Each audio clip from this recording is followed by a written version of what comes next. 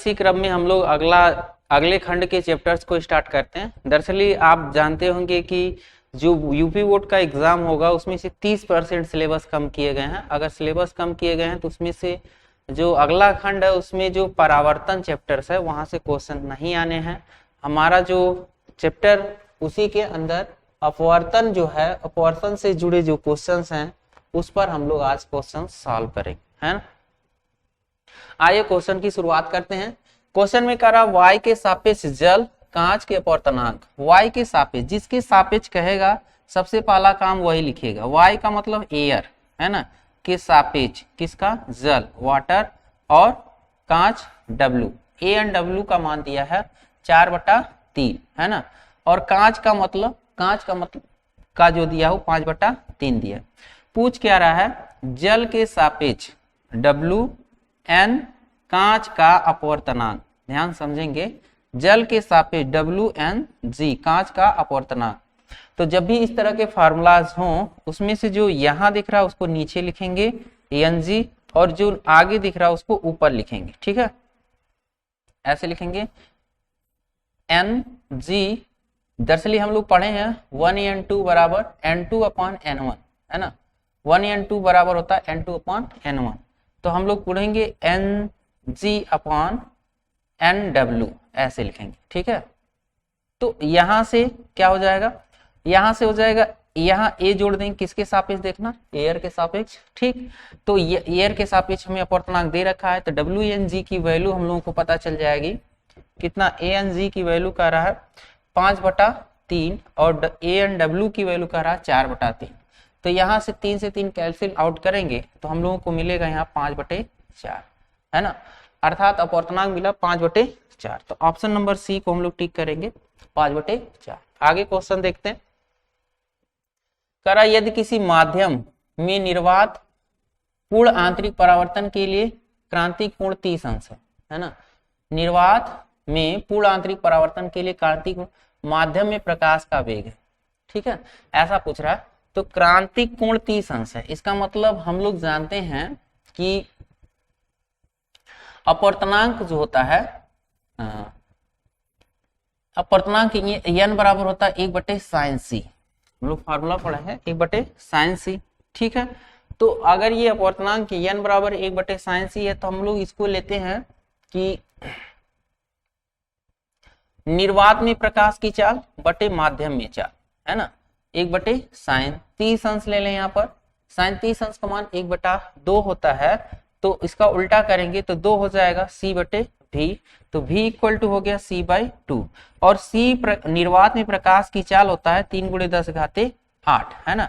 अगर इसको 2 से डिवाइड करेंगे तो मिलेगा 1.5 × 10⁸, और इसका मात्रक जो होता है मीटर प्रति सेकेंड। तो हम लोग ऑप्शन नंबर बी यहाँ पर ये बी ऑप्शन मान लें, अगर इसको सी मान लें तो ऑप्शन नंबर सी जहां 1.5 × 10⁸ मीटर प्रति सेकेंड है उसको ले, ठीक। इसी क्रम में आगे देखते हैं। कह रहा है कि सघन माध्यम में क्रांतिक कोण निम्नलिखित व्यक्त करता है, tan c है ना, tan θc, या ऐसे c कोण समझते हैं, tan इनवर्स क्या करा 3/4 करा। तो tan c बराबर हो गया कितना, 3/4। इसका मतलब अगर हम इसका त्रिभुज बनाए और ये c माने तो ये लंब बटे आधार हो जाएगा, ठीक है। तो ये कितना मिलेगा 5। ये समकोणिक त्रिभुज में ऐसा होता है पाइथागोरस प्रमेय से। अब पूछ रहा सघन माध्यम का अपवर्तनांक विरल माध्यम के सापेक्ष, ठीक।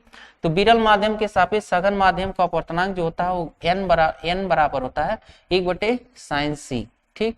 और sin c sin थीटा बराबर हम लोग क्या पता, sin थीटा बराबर हम लोग लिखते हैं लंब बटे कर्ण, और उसका चूंकि उल्टा है तो कर्ण बटे लंब 5/3 है ना। तो n की वैल्यू हम लोग कितना लेंगे 5/3, ठीक। तो थोड़ा सा क्वेश्चन को सोच को लगाएंगे तो इजी क्वेश्चंस होते हैं, आसानी से लगा पाएंगे। आगे क्वेश्चन देखते हैं। कह रहा किसी सघन माध्यम में क्रांतिक कोण व्यक्त होता है, फिर वही चीज कह रहा IC या C समझिए थोड़ी देर के लिए, tan इनवर्स 5/7 का। तो सघन माध्यम का अपवर्तनांक विरल माध्यम के सापेक्ष पुनः ज्ञात करिए, तो वही चीज कह रहा। तो tan c कर रहा है, इसको tan c बराबर क्या लिखेंगे 5/7 लिखेंगे, ऐसे लिखेंगे।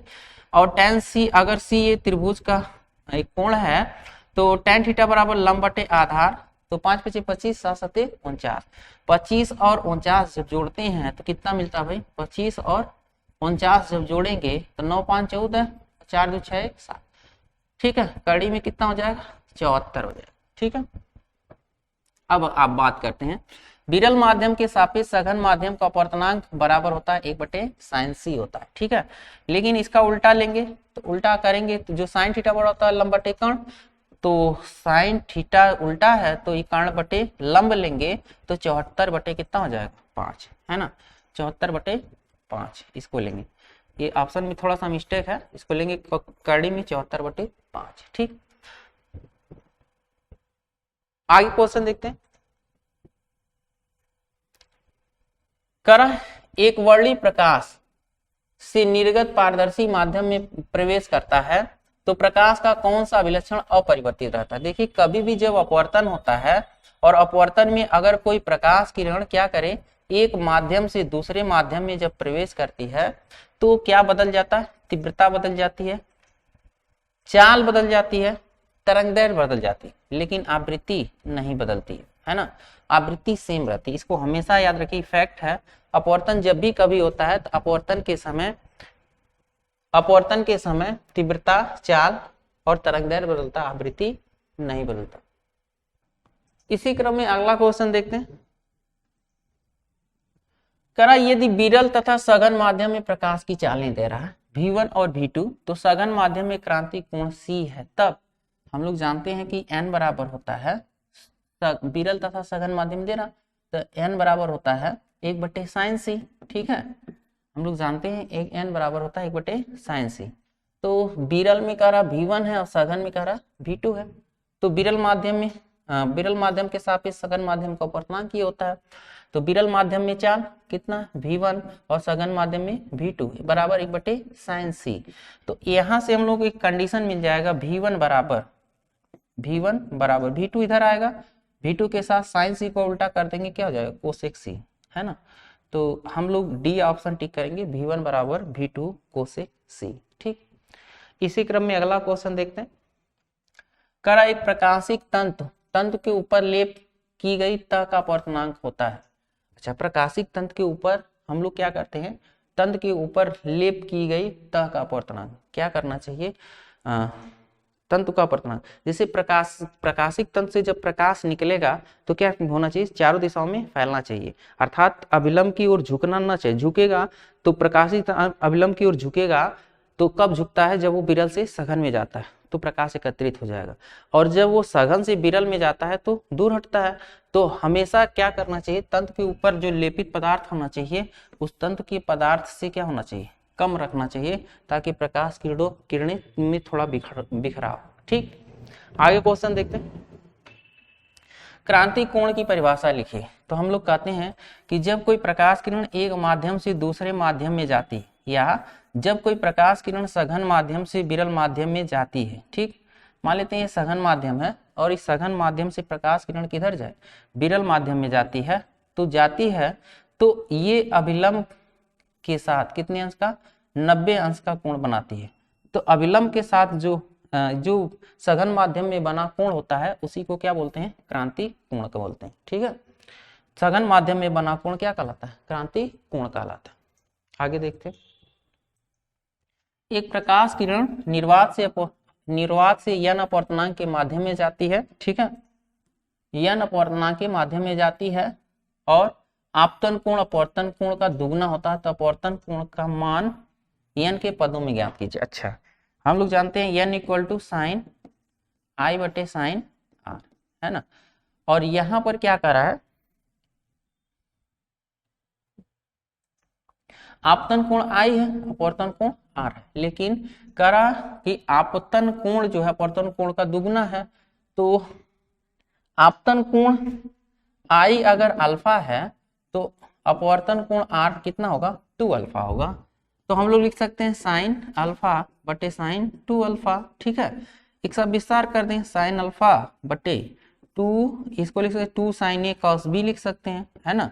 तो यहाँ से साइन अल्फा से साइन अल्फा कट जाएगा, तो 1/2 और 1/cos को क्या लिखेंगे सेक अल्फा, और ये किसके बराबर n के बराबर। तो n बराबर 1/2 क्या लिखेंगे सेक अल्फा लिखेंगे। ठीक, आगे क्वेश्चन देखते हैं। करा सिद्ध कीजिए कि सघन माध्यम का अपवर्तनांक क्रांतिक कोण के व्युत्क्रमानुपाती होता है ना।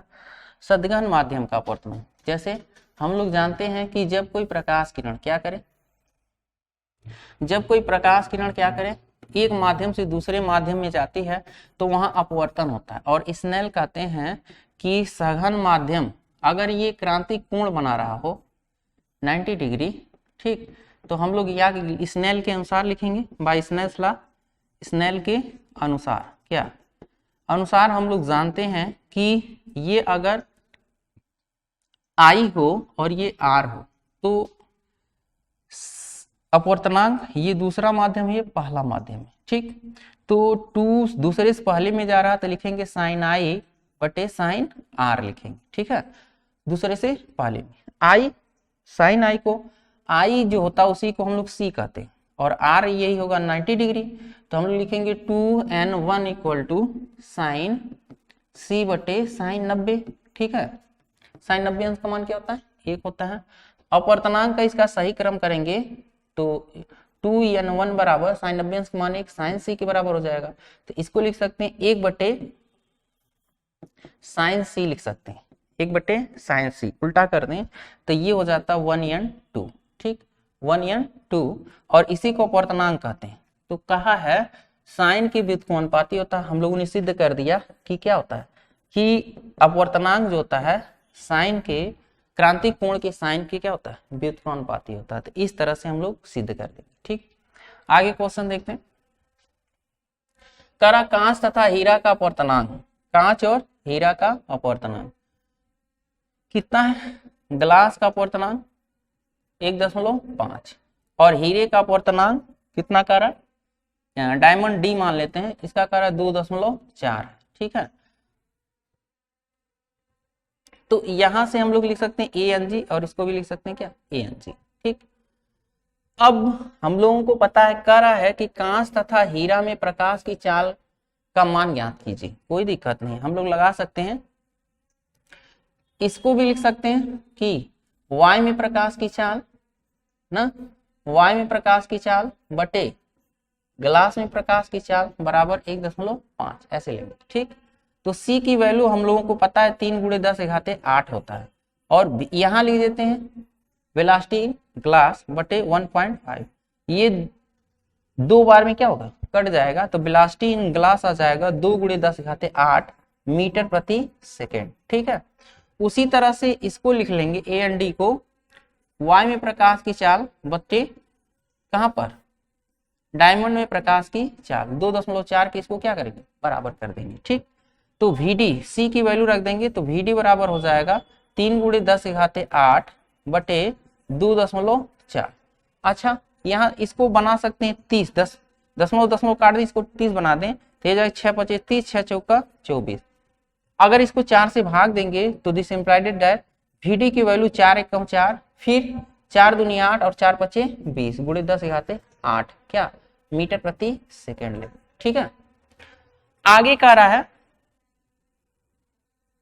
हीरा का कांच के सापेक्ष अपवर्तनांक ज्ञात कीजिए, हीरा का कांच के सापेक्ष क्या करिए अपवर्तनांक ज्ञात कीजिए। तो हम लोगों को हीरे का अपवर्तनांक चाहिए किसके सापेक्ष कांच के सापेक्ष, तो कांच के सापेक्ष हीरे का अपवर्तनांक GND बराबर लिखेंगे AND अपॉन ANG, ठीक। AND की वैल्यू आपने कहा है कितना 2.4 है और ये 1.5 है, दशमलव काट दीजिए तो ये हो जाएगा 24/15, तो 3/24, 3 × 5 = 15, 8/5 ले लेंगे, या भाग दे करके दशमलव में लिख सकते हैं, 5 × 1 = 5, 5 × 6 = 30, 1.6। तो अपवर्तनांक AND की वैल्यू क्या हो जाएगा 1.6, ठीक है। तो इस तरह से इन क्वेश्चनों का हल हम लोग ढूंढ पाएंगे। इस क्वेश्चन में परम अपवर्तनांक भी आपसे पूछ रहा है, तो परम अपवर्तनांक क्या होता है, या इसी को बोलते हैं निरपेक्ष अपवर्तनांक, परम अपवर्तनांक या निरपेक्ष अपवर्तनांक। जब भी कभी हम लोग जैसे हम किसी के सापेक्ष ले रहे हैं ना, तो निर्वात के सापेक्ष या y के सापेक्ष, निर्वात या y के सापेक्ष जो अपवर्तनांक होता है उसी को परम अपवर्तनांक कहते हैं। जैसे ये भी एक परम अपवर्तनांक है क्योंकि y के सापेक्ष ये भी है ना, तो इसको नहीं कह सकते हैं, लेकिन इन दोनों को y के सापेक्ष कह सकते हैं, ये इसके क्या है, परम अपवर्तनांक। तो हमें आशा है कि आपको इन प्रश्नों के हल समझ में आएंगे। अगर जो चीजें नहीं समझ में आई है कमेंट बॉक्स में जरूर लिखिए और एग्जाम से पहले जरूर देखिए वीडियो और एक अच्छी तैयारी करिए। आपको जिस विषय पर कोई वीडियो चाहिए जरूर मेरे कमेंट बॉक्स में डालिए, हम जरूर आपको वीडियो अवेलेबल कराएंगे और हम चाहेंगे कि आप एग्जाम के लिए या अपनी अच्छी पढ़ाई के लिए एक अच्छी तैयारी करें। चैनल पर इससे जुड़ने के लिए बहुत बहुत धन्यवाद। मिलते हैं अगले वीडियो।